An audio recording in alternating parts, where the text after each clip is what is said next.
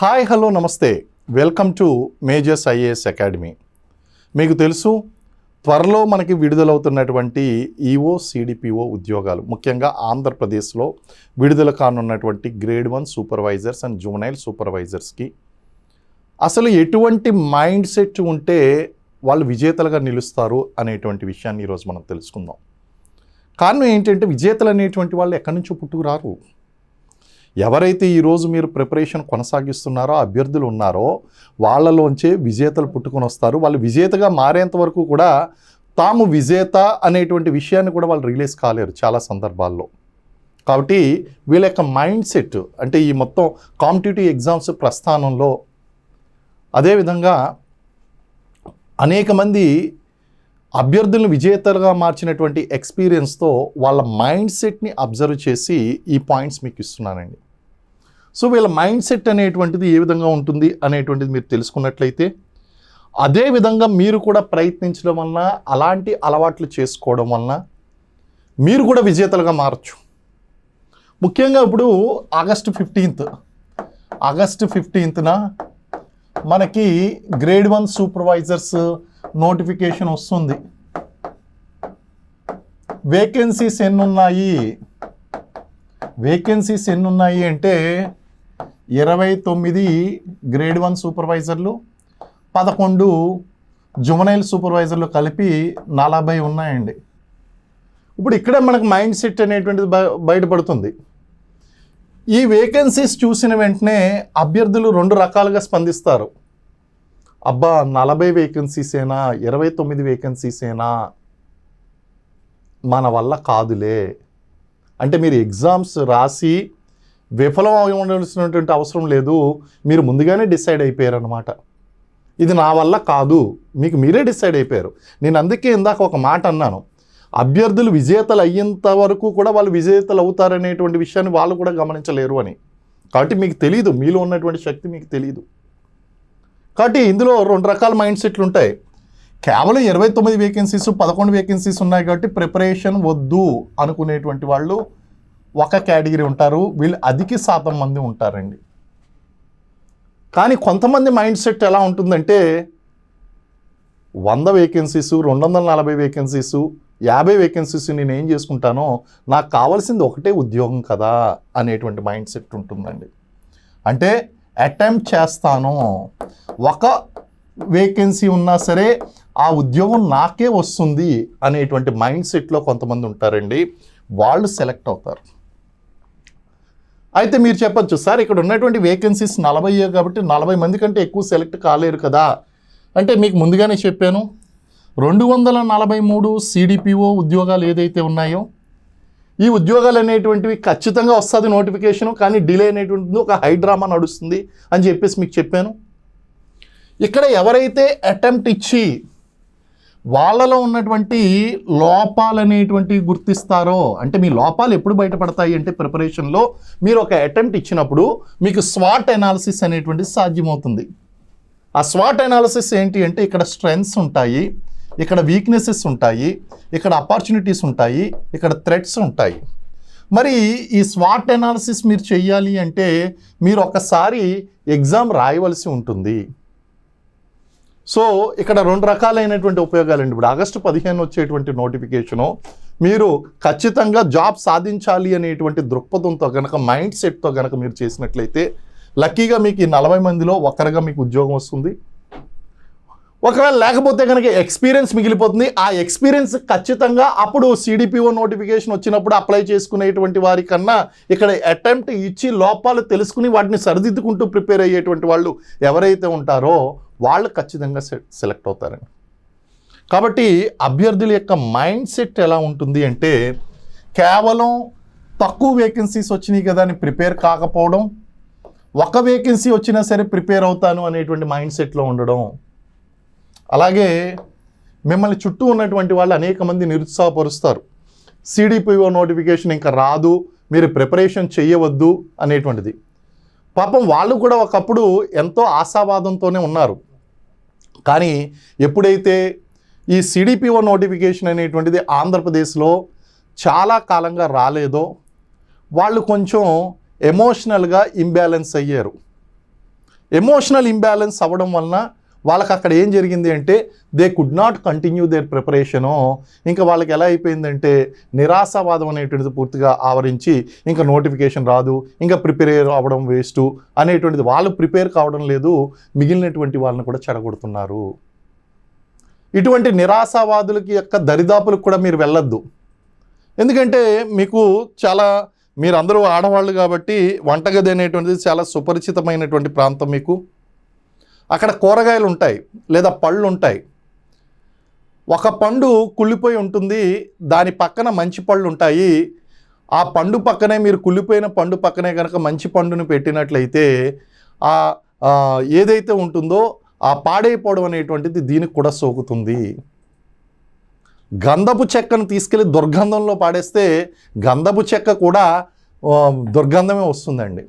కాబట్టి negative mind set ఉన్నటువంటి వాళ్ళని, నోటిఫికేషన్ రాదు అని చెప్పేసి ఈ సోషల్ మీడియాలో హల్చల్ చేస్తున్నటువంటి వాళ్ళని, లేకపోతే నిరాశావాదంతో మాట్లాడేటువంటి వాళ్ళని, తప్పులు ఎప్పుడు కూడా వేరే వాళ్ళ మీద తోస్తూ వాళ్ళు ఆనందం, పైశాచిక ఆనందం పొందేటువంటి వారిని, ఇటువంటి వారిని కనుక మీరు దూరం పెట్టినట్లయితే మీరు సక్సెస్ అవుతారు.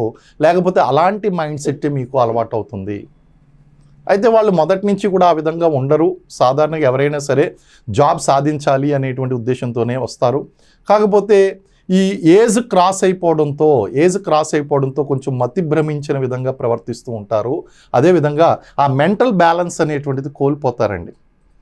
మైండ్ సెట్ ఎలా ఉండాలి అనేటువంటిది, మీకు జాబ్ సాధించాలి అంటే ఐక్యూ ఉండాలి. ఐక్యూతో పాటు ఈక్యూ, ఎమోషనల్ కోషెంట్ కూడా ఉండాలి. సో ఈ నెగిటివ్ మైండ్ సెట్ ఉండడం అనేటువంటిది మీ నెగిటివ్ ఈక్యూని చూపిస్తుంది. కాబట్టి ఎప్పుడు కూడా మీరు పాజిటివ్ దృక్పథంతో ఉండాలి. వస్తుంది అనేటువంటి విషయాన్ని మీరు తెలుసుకుని, నేను మీకు ఒకే ఒక ముక్కలో క్లారిఫికేషన్ ఇమ్మంటే, ఏంటి sir what about this 243 positions అంటే, నేను ఒకటే అంటాను, వస్తుందమ్మా కానీ టైం పడుతుంది. ఆ టైం సంవత్సరమా 2 సంవత్సరాలా అనేటువంటిది కాదు, ఖచ్చితంగా ఎలక్షన్స్ ముందైతే ఖచ్చితంగా వస్తుంది అని చెప్తాను. సో ఇలాంటి పాజిటివ్ దృక్పథం ఉండాలి. అంతే తప్ప ఇంకా మీకు వయసు అయిపోయిందని చెప్పేసి మిగిలినటువంటి అభ్యర్థులను చెడగొడతాను, కొత్తగా వచ్చినటువంటి వాళ్ళని చెడగొడతాను అంటే కర్మ అనేటువంటిది చాలా స్ట్రాంగ్గా ఉంటుంది. మీరు అంటారు, గోతులు తవ్వేటువంటి వాడు మరింత లోతుకు వెళ్తాడు, గోడలు కట్టేటువంటి వాడు పైకి వస్తాడు. అంటే దీని అర్థం ఏంటి అంటే, if you are doing negative activities, మీరు నెగిటివ్ యాక్టివిటీస్ చేస్తే మరింత ఊబిలో కూరుకుపోతారు, మరింత నాశనాన్ని మీరు కోరుకుంటారు. అదే కనుక పాజిటివ్ మైండ్ సెట్ ఉండి కన్స్ట్రక్టివ్గా ఆలోచించి కన్స్ట్రక్టివ్గా బిహేవ్ చేసినట్లయితే మీరు ఆ పాజిటివ్ మైండ్ సెట్ అనేటువంటిది మీకు జాబ్స్ అనేటువంటివి తీసుకొస్తాయండి. కాబట్టి ఇక్కడ మీరు అర్థం చేసుకోవాల్సింది ఏంటి అంటే, ఇక్కడ అర్థం చేసుకోవాల్సింది విజేతలకు ఉండేటువంటి మైండ్ సెట్ ఏంటి అంటే, ప్రతికూల వాతావరణంలో కూడా మీరు అనుకూలంగా మార్చుకోవడం అనేటువంటిదే విజేతల యొక్క మైండ్ సెట్. ఇక్కడ ప్రతికూల వాతావరణం ఏంటి అంటే ద సోషల్ మీడియా అట్మాస్ఫియర్. ఇటు సోషల్ మీడియాలోను, టెలిగ్రామ్ను, వాట్సాప్ గ్రూపుల్లోనూ నోటిఫికేషన్ రాదు రాదు రాదు రాదు అని చెప్తున్నటువంటి వాళ్ళందరూ కూడా సైలెంట్గా ప్రిపేర్ అవుతున్నారు. వాళ్ళు కూడా మీతో ఎగ్జామ్స్ రాస్తున్నారు, వాళ్ళు మీకు కాంపిటీషను, మిమ్మల్ని చెడగొట్టి వాళ్ళు ఉద్యోగం తెచ్చుకుందామని ప్రయత్నిస్తున్నారు. ఎలాగా వాళ్ళకి జాబ్స్ రావు, ఎందుకంటే ఇంత నెగిటివ్ మైండ్ సెట్ ఉన్నటువంటి వాళ్ళకి జాబులు రావు. కన్స్ట్రక్టివ్గా ఆలోచించినటువంటి వాళ్ళకి ఉద్యోగం వస్తుంది, పాజిటివ్గా ఆలోచించినటువంటి వాళ్ళకి ఉద్యోగాలు వస్తాయి. మీకు ఒక విషయం చెప్తాను, ఇప్పుడు ప్రస్తుతం నడుస్తున్నటువంటి ఏదైతే ఉందో తక్కువ వేకెన్సీస్ రావడం అనేటువంటి అభ్యర్థులకు ఒక రకంగా నిరాశాజనకమైనటువంటి ఒక సూచన. No problem. మీకు తుఫాన్ వస్తుందండి. తుఫాన్ వచ్చినప్పుడు అక్కడ అడవి దున్న ఉంటుంది. అడవి దున్న ఏం చేస్తుంది అంటే, తుఫాన్ వచ్చినప్పుడు సాధారణంగా ఉండేటువంటి ఆవులు, గేదెలు, ఈ పశువులు అన్నీ కూడా ఏం చేస్తాయంటే, ఒంటి మీద ఆ వర్షపు చినుకులు పడిన వెంటనే వాటికి నచ్చదు వర్షపు చినుకులు అనేటువంటివి. కాబట్టి వాళ్ళు ఏం చేస్తారంటే, ఈ వర్షం వచ్చేటువంటి దిశగా, అంటే అది ఏ దిశలో ప్రయాణిస్తుందో అదే దిశగా వాళ్ళు తప్పించుకోవడానికి ప్రయత్నిస్తాయి. కానీ అడవి దున్న ఉన్నది చూశారు, అదేం చేస్తుంది అంటే, ఈ వర్షానికి వచ్చేటువంటి తుఫాను వచ్చేటువంటి దిశకు వ్యతిరేక దిశలో అది పరిగెడుతుంది. అంటే ఏంటి, they have to face it as early as it is facing, as early as it is finishing that problem. So ఆ విధంగా మీ యొక్క మైండ్ సెట్ ఎలా ఉండాలి అంటే, ఈ విధంగా సమస్య ఏదైతే వస్తుందో ఆ సమస్య you have to face it. మీరు దాన్ని ఎదుర్కోవాలి. ఎదుర్కొని ఒక పాజిటివ్ మైండ్ సెట్ అనేటువంటి అలవాటు చేసుకోవాలి. సమస్యకి ఎదురెళ్ళి వాటిని నివారించుకోవడం అనేటువంటిది విజేతల యొక్క లక్షణం. కాబట్టి ఇవన్నీ కూడా అలాగే మీరు ఎదుగుతూ ఉన్నటువంటి క్రమంలో మిమ్మల్ని నిరాశావాదపరచడానికి కోసం అనేక మంది అభ్యర్థులు, మీ సాటి అభ్యర్థులే మీకు ఇది నోటిఫికేషన్ రాదు, మీరు వేచి చూడండి, లేకపోతే ఇది కోర్టులో కేసులు వేయడం వల్ల పోయింది, ఇలాంటి కుంటి సాకులన్నీ చెప్పుకుంటూ సమయాన్ని గడిపేస్తూ ఉంటారు.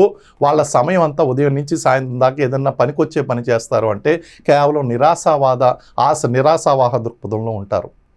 అటువంటి వారి వలన ఈ సమాజానికి ఎటువంటి ప్రయోజనం లేదు, వారికి ప్రయోజనం లేదు, వాళ్ళ కుటుంబాలకి ఎటువంటి ప్రయోజనం ఉండదు, ఎవరికి ప్రయోజనం ఉండదు. మరి ఎటువంటి దృక్పథాన్ని మీరు అలవాటు చేసుకోవాలి చెప్పాను. ఎప్పటికైనా అది వస్తుంది, ఖచ్చితంగా వస్తుంది. మీకు ఇయర్స్తో సహా చెప్పాను. 2014లో వచ్చింది, తెలంగాణలో అయితే 2014లో వచ్చింది, 2018లో వచ్చింది, 2022లో వచ్చింది, అలాగే ఇప్పుడు 2026 లేదా 27లో మళ్ళీ వస్తుందండి.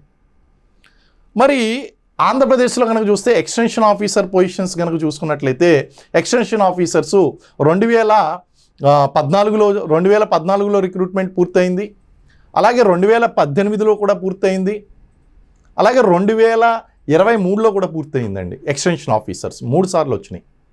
కానీ CDPO నోటిఫికేషన్ మాత్రం 2013లో వచ్చినటువంటి ఉమ్మడి ఆంధ్రప్రదేశ్లో వచ్చినటువంటి నోటిఫికేషన్ తర్వాత మళ్ళీ రాలేదు. అది ఖచ్చితంగా వచ్చి తీరుతుంది. One day it will come, there is no doubt about it. కాబట్టి ఈ ఫేజ్ని మీరు ఎదురు వెళ్ళాలి, ఈ ఫేజ్కి ఎదురు వెళ్ళాలి. లేకపోతే నోటిఫికేషన్ రాదు అని మీరు ఎక్కడ వేసినటువంటి గొంగరి అక్కడే అన్నట్టు మీరు ఉండిపోయినట్లయితే మీకు ఎటువంటి ప్రయోజనం కలగదు. మార్కెట్లో అందుబాటులో అనేక కోచింగ్లు ఉన్నాయి మీకు. అన్నిటికంటే ముఖ్యంగా మన ఇన్స్టిట్యూట్ నుంచి ఇస్తున్నటువంటి లాంగ్ టర్మ్ కోచింగ్ ఏదైతే ఉందో ఆ కోచింగ్ తీసుకోవడం వలన రాబోయేటువంటి నోటిఫికేషన్ ఏదైతే ఉందో దాని గురించి ఇప్పటి నుంచి సమాహితం అవుతున్నట్టు అవుతుందండి. సో ఇలాంటి అవకాశాలన్నీ కూడా మీరు అందిపుచ్చుకోవాలి.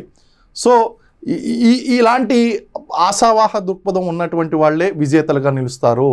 నెగిటివ్ మైండ్ సెట్ కనుక ఉన్నట్లయితే వాళ్ళు ప్రిపేర్ కారు, మిమ్మల్ని ప్రిపేర్ కానివ్వరు. కాబట్టి మీరు ఆల్రెడీ బాగా చదువుకున్నటువంటి వారు, గృహిణులు, పిల్లలకి తల్లులు, అలాగే దాదాపు 30 నుంచి 40 సంవత్సరాల వయసులో ఉన్నటువంటి వారు, అలాగే కొంతమంది ఇప్పుడే గ్రాడ్యుయేషన్ పూర్తి చేసుకుని 20 సంవత్సరాలు 25, 6 సంవత్సరాల్లో ఉన్నటువంటి వాళ్ళు, మీరందరూ కూడా యు ఆర్ మెచ్యూర్డ్ ఎనఫ్.